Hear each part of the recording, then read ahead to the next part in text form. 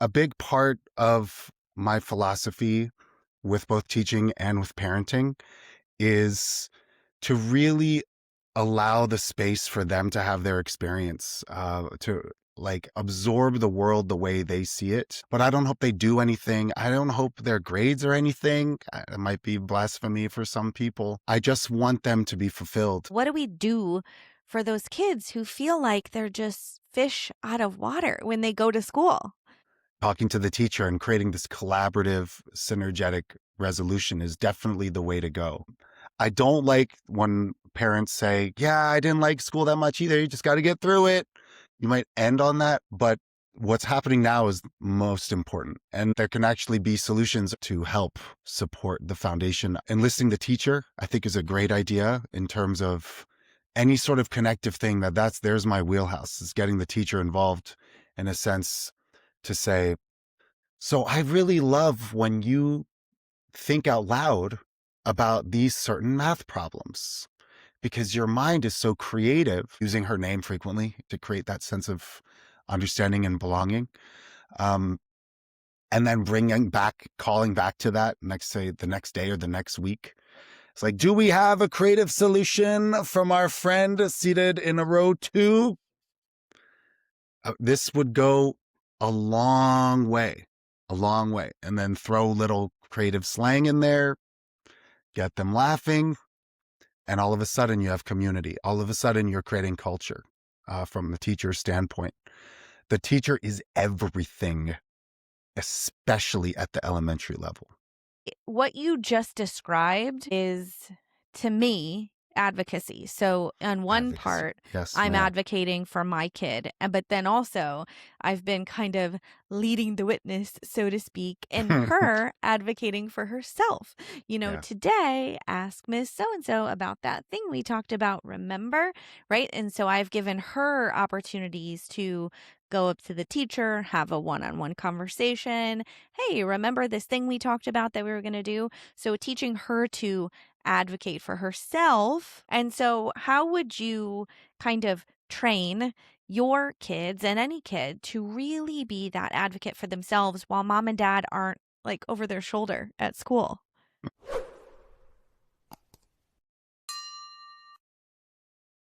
It's putting the child's best interest first, keeping the child's best interests at heart. Fear is the number one killer of advocacy. So let's say a child has something to say or ask. I don't understand something. I need something. This bothers me. The only block to asking this or speaking up is fear of something negative happening as a result of this. So it's not that the voice in your head is wrong. The voice in your head is right. That's another form of advocacy, self-trust, inner trust. Sometimes I miss this opportunity to really just lean in and listen to what our kids are experiencing and allow that to be, instead of, because what we do is we get in our head, oh my God, what does this mean about me? What does this mean about her? She's going to this, right? Yeah. Or diminishing the experience. Oh, kids, 9 years old, so precious. I remember those. I don't believe in doing that. I think it's the wrong path. We have to honor their experience. And I'm telling you, this is really important to do because it's laying the groundwork for future problems that the kids inevitably encounter. The beautiful thing about young age is that the problems are low stakes, relatively low stakes to life, but high in their eyes. It started when they spilled the juice when they were 2 years old and cried. Of course, that's low stakes. But we were there for them. We comforted them. We made sure that it's like, we're not mad at you. It's okay to be as you are. This happens. And they get over it. But that's the beauty of low stakes practice, is to acknowledge the experience, not to stop them from crying or to minimize it. When a child says something like, we're just going to use math because you are the founder of yaymath.org, and math is an easy one to pick on. Sorry, Robert. So when a child says something like, I hate math, What do you think they're really trying to say? I tell them that I don't own math. They won't hurt my feelings. It's not mine. So please feel free. So for any parents out there that are math enthusiasts, it's a nice frame to get your kid. If your child is not a big fan of the subject yet, or if ever, I think what they're really saying is that it's not that the math they don't like, they just don't like not knowing it. There is a moment where every child likes it, or at least gets the value. Everyone's a math person. That's a bold claim, Robert. I'm an English major here. So that's a bold claim, but sell us on it. Come on. At some point along the way, actually, I know what point it was. It was 6th grade. It was pre-algebra. I just lost it and I just turned it off. From hearing you speak and from knowing your work, it's not actually about the math. I heard you say on another podcast, what if we just made it neutral? Like, what if Yeah. it was just like the table is brown, the sky is blue, and I'm doing a math problem? Yes, math is the opportunity to connect, and that through that connection, math learning and all learning flourishes. What makes a good teacher phenomenal? Everything that we can do phenomenally, to use your word, is one that fails in the AI sense. Let's say the AI as a teacher or as a guide. And I do have this pledge that the second the AI takes over and does everything I'm about to say better, then I will have nothing to say. I'll be done. I'll be done with this work. But I don't. I think if I live to 100, I'll still be talking. so, so here's one for example. Teachers, educators, anyone that's educating homeschool parents, we bear witness. I were to come over to your desk, stand near you, and say, Ryan, I just love watching you learn. It's I love it so much. It's better than Netflix. It is. It's like it's the highest form of joy for me to see you learn something. Did anyone else see that moment? So now you're inviting other people to witness in the class, let's say. We don't do this enough. It's our job to bear witness to the kids. I think that what happens is that we're so obsessed with getting answers right. We're so obsessed with getting to the conclusion that we don't pause and witness. Imagine a computer telling you, I love watching you learn. It's like, you're a robot, baby. You're nothing. I know. I told my chat GPT, I'm like, stop being so nice to me because every idea I say, it's like, oh, you're just so brilliant. I'm like, stop. The gig is up. I need you to push back on 3 bullet points here. I can't be the smartest one in the room, chatty. Come on. God, chatty. Chatty. Don't be so chatty. Come on. Do you think this interview will be the one that shadow bans us now from Oh, I hope so. Yeah. That would be the honor of my podcasting career. I love it. Courageous. You're like, Yes. yeah, the people will speak. Yes, they will. Yeah, it's so right. We're asking the human beings to double down on what makes them human. One thing I love to do as well. Let's say a student is getting to a place of understanding. They turn the corner and they say something to the effect of, oh, so you just subtract the 2 fractions. And before I answer, I say, I love when students use the word just. Yes, that is all you do. You just subtract the 2 fractions. I'm glad you see that now.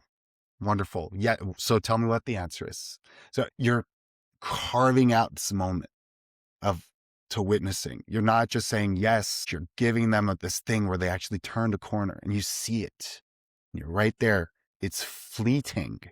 That's the beautiful thing about it. You have to be so attuned and so ready to understand, when did the tide shift? Teachers have this skill. Teachers need to keep this skill. Say things like, I think I've lost the room. Have I lost the room? Something like that. That's a witness mode. Yep. Where did I lose you? It's not a bad thing. You're not in trouble for being lost. It's on me. As you were talking, I put myself in that student situation. And if a teacher was speaking to me like that, I would feel very seen and understood. And one of the sentences I've been saying to my kids a lot Mhm. Help me understand. Yeah. What a great sentence, you know? Yeah. Yeah, because you're framing yourself as the learner. Yeah. And that it's hypocritical to expect people to learn but not frame yourself as the learner as well. Students Right? are As a masters. teacher Yeah, and exactly. as a parent, I'm Exactly. still learning alongside of you, right? Exactly. That's Yes. exactly what I'm saying. Exactly. Yes. And so framing it like you're struggling, framing it that you want to understand, that you want to learn, and it's not their fault for feeling something or not knowing something. You're actually taking the onus. This is elevated living. I'm hearing you say that the teacher in the front of the classroom is a leader, the parent in the carpool line is a leader, that we are leaders in our own lives, even if we're not running Fortune 500 companies. You said a lot could be fixed with good leadership, that the traditional model, and these are my words, I'm summarizing, isn't Sure. necessarily the problem. And that ruffled my feathers a little bit because I'm an Aquarius and I'm like, you know, F the man, let's really get shadow banned here. And like we have to we have to make a completely new system and we have to just completely revolutionize what we do in education. And while some of that is true, really your work makes me think a little differently about it. And I'm learning that yeah, maybe a lot could be fixed with good leadership. The best form of leadership is when we don't have the title and we still lead anyway. How do we reframe failure as a chance to learn and moreover, where learning must occur actually? um, you are right that we learn from failure. These are the facts. But failure is such a heavy word. When we were becoming proficient at something, let's say, what is this episode 150, 149? What are you now? I think this will land at 154, episode 150, 154. Yep. 154. I wouldn't label 1 through 20 as fails, nor would you. You were just learning. And so this is really has a lot of gravity as well, because in the social media era, there is this huge fear of trying something out because we look at someone that can jump off a trampoline and do 5 flips and like, look at this incredible cuisine that I made and look at this skateboard trick. I'm on the rail and I'm doing a smooth backflip on the snowboard. Come on. I think these are detrimental to little kids watching, and they're cool to watch, but they have a subconscious detriment because it's like, I'll never do, only if select few, but like, I'm going to do that. I'm going to do everything it takes to get there. I'm going to head to the mountain every weekend. The rest are going to be like, I'm never going to be that good. Why would I even try? So here's what we can do. When I start a new topic that I'm teaching and there's lack of familiarity in the room, I'll start with a opening question. Does anyone know how to solve this equation? It's okay if you don't know. I end my preamble with, it's okay if you don't know. Just, it's that, like, giving them that permission. This obsession with what the answer is gone too far. And their lack of patience is reached a fever pitch. My friends over at the Most Important Thing podcast, Greg and Danielle Neufeld, recently talked about something called cognitive patience, and not just for Mm. their kids, but for themselves as well. So they play various games with their children and just really get used to that feeling of like, I don't know yet, and sticking with that feeling. And, one thing this conversation really has me doing, Robert, is when my kids go off to school in the morning, I want to add something to that, like be brave, be strong, be kind, like all that flowery stuff. And I want to really give them an invitation to notice what might feel hard in a given day, what might be a Mm-hmm. challenge for you today. Pay attention to that because that might be an invitation for you to grow? I think we're all thinking a little bit differently about education, about school, about homeschooling. This conversation gives us a bird's eye view. It's not so tunnel vision on got to get good grades or it's all about the math. It's just feels way lighter to me. And I think everyone here is nodding their head with us in agreement. And Robert, your work is just phenomenal. Yaymath.org. That's right. Thank you. Thank you so much for having Yes, me on. absolutely. Thank you so much for being here.